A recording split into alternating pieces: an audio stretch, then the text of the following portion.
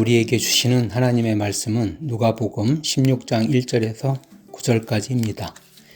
또한 제자들에게 이르시되 어떤 부자에게 청기가 있는데 그가 주인의 소유를 낭비한다는 말이 그 주인에게 들린지라.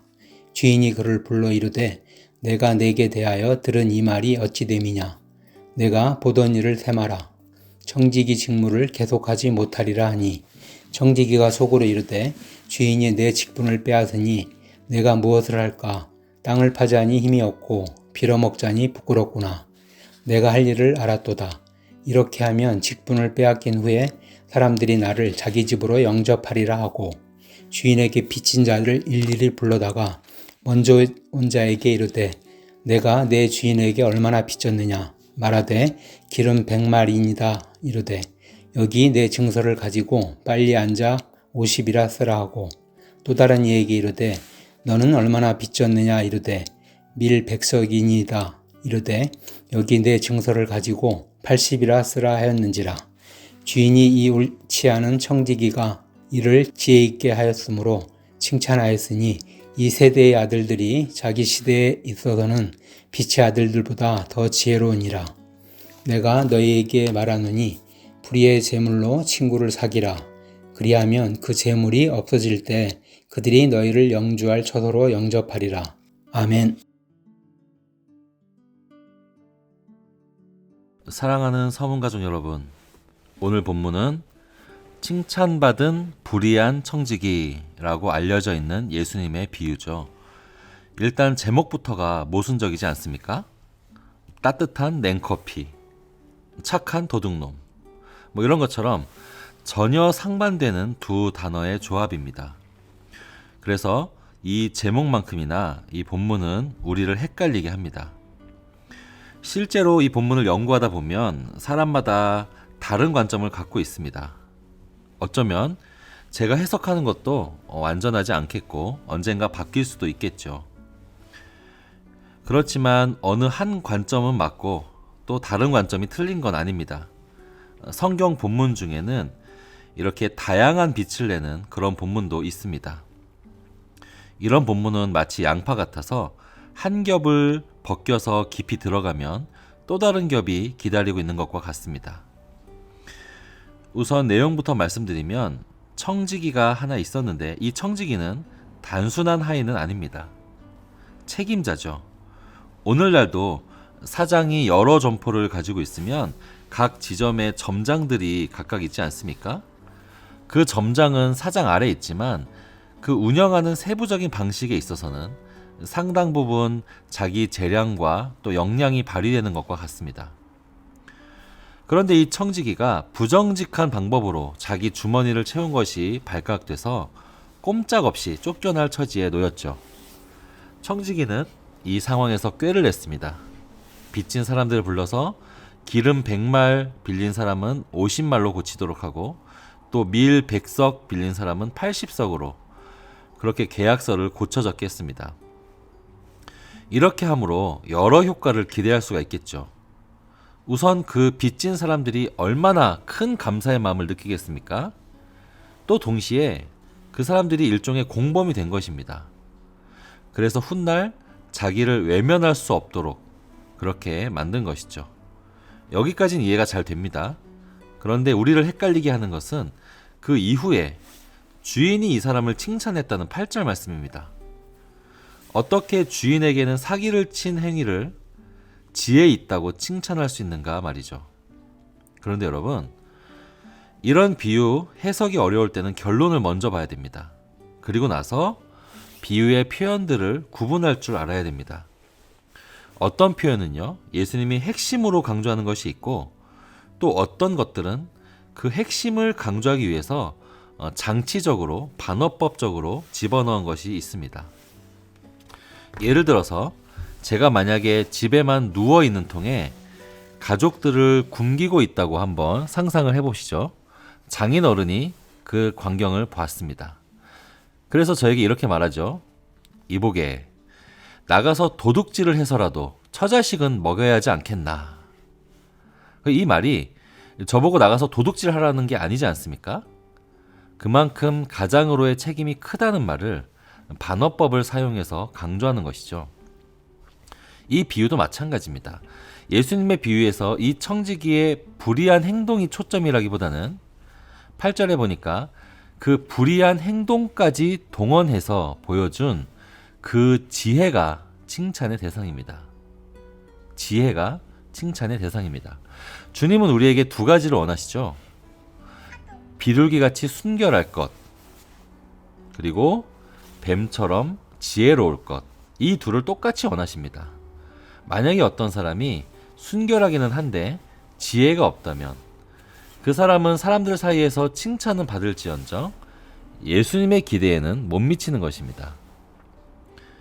이 청지기는 뱀처럼 지혜로웠습니다. 그러면 청지기가 뭐가 지혜로운지를 한번 살펴보죠. 우선 이 말씀의 결론부에 이런 말씀이 있습니다. 13절입니다. 지파인이 두 주인을 섬길 수 없나니. 내일 본문이지만 이 결론에 따르면 이 청지기의 지혜는 한 가지 깨달은 것이 있는데 바로 이것입니다. 내가 지금 이 주인 밑에 영원히 살 수 있을 줄 알았는데 내게 남은 시간이 얼마 없구나. 이 주인이 나를 평생 책임져 주지 못하는구나. 이걸 깨달았다는 것입니다. 그리고 결단하고 행동했습니다. 얼마 남지 않은 자기의 최대한의 권한을 사용해서 자기 삶의 다음 스텝을 준비한 것입니다. 만약에 미적미적 그 짧은 시간 다 지나버리고 자기의 권한 다 빼앗겨 버렸다면 이 청지기는 다음을 위한 대비를 아무것도 하지 못하고 쫓겨났겠죠. 그러나 그는 그 짧은 시간 자기 삶의 터전이 바뀔 것을 직시하고 다음을 준비하는 데 모든 것을 걸었습니다. 그것이 지혜입니다. 그리고 이 청지기는 그 과정에서 주인의 성품을 잘 알았습니다. 주인이 자비로운 사람인 걸 알았죠. 여러분, 빚을 탕감받은 사람들이 어떤 반응을 보였을까요? 아마도 그 주인의 자비를 칭송하면서 잔치를 벌이지 않았겠습니까? 기쁨의 눈물을 흘렸을 수 있습니다. 만약에 이 청지기 생각에 우리 주인의 성품이라면 그렇게 빚진 자들이 기뻐하는 면전에서 그 잔치판을 뒤엎고 자기를 가두지는 않을 것이다. 이렇게 생각을 한 것입니다. 그러니까 결론을 말하면 이 청지기는 지혜로웠는데 그 지혜가 크게 두 가지입니다. 현재의 자기의 권한을 가지고 다음 생을 준비할 줄 알았고, 그리고 두 번째, 주인의 성품을 잘 알았습니다. 제가 얼마 전에 즐겁게 봤던 드라마 재벌집 막내 아들, 거기에 이제 주인공이 미래를 알고 있는 인물이죠. 그래서 남들이 모르는 그 미래를 자기는 알고 있기 때문에 엄청난 돈을 벌게 됩니다. 곧 휴지 조각이 될 주식은 미리 팔아버리고 금방 떠오를 주식들을 미리 삽니다. 여러분, 우리도 마찬가지입니다. 떨어질 가치를 처분하고 떠오를 가치를 미리 확보해서 이 청지기처럼 다음 삶을 준비하는 것, 그것이 지혜입니다. 여러분, 우리가 가지고 있는 사회적인 명성, 그리고 부, 그리고 인간관계들, 그런 것들은 여러분 떨어질 가치일까요? 아니면 떠오를 가치일까요? 우리는 남들은 천년만년 계속될 거라 생각하는 이 세상이 사실은 금세 지나가 버릴 것을 이미 알고 있는 사람들이 아닙니까? 하나님의 질서가 온 세상에 통용되는 그 세상, 조만간 올 거라고 믿는 사람들입니다. 그게 사실이라면 우리는 어떻게 해야 할까요? 지금 우리가 갖고는 있지만 조만간 그 가치가 없어질 것들, 그런 것들 최대한 활용하고 처분해서 다음 세상에 통용되는 그런 가치로 바꾸는 것이 지혜 아니겠습니까? 불의한 재물로라도 사람을 얻어서 영혼을 구하고 또 내 영혼의 거처를 준비하는 그런 삶, 그것이 지혜입니다. 여러분, 천국을 준비하는 것이요 단지 착한 행동이 아닙니다. 주님은요, 만약에 너희들이 뱀처럼 지혜롭고 정말로 너희들이 손해와 이익에 박다면 너희들은 더 적극적으로 다음 세상을 준비할 것이다 라고 말씀하십니다. 사람들이, 이 세상에 수많은 사람들이 착하지 않아서 천국을 준비하지 않는 게 아닙니다. 지혜롭지 못해서 손해와 이익에 박지 못해서 그런 것입니다. 사람은요, 언제까지 두 주인을 섬길 수 없고 누가 진짜 주인인지 확실히 가려질 세상이 옵니다. 사랑하는 여러분, 진짜 미래 가치에 현재 갖고 있는 모든 것을 베팅하십시오. 그런 삶이 참 지혜라는 것 곧 밝혀집니다. 에콰도르에 아우카족을 선교하려 했다가 순교한 짐 엘리엇이라는 청년이 있습니다. 그 청년이 학교 다닐 때 이런 글을 썼다고 하죠. 영원한 것을 얻기 위해 영원하지 않은 것을 버리는 일은 결코 어리석은 선택이 아니다. 참으로 그렇습니다. 사랑하는 성도님들, 지혜롭게 여러분의 이익을 위해서 오늘 하루를 사십시오. 참된 이익 말입니다. 내게 주어진 것들을 훗날 하늘나라에 쌓아둘 것으로 바꾸는 삶, 그 삶을 사시기를 주님의 이름으로 축원합니다. 두 가지 기도 제목을 나누겠습니다. 첫 번째, 하늘나라에 쌓아둘 가치를 추구하는 오늘 하루의 삶이 되게 하여 주옵소서.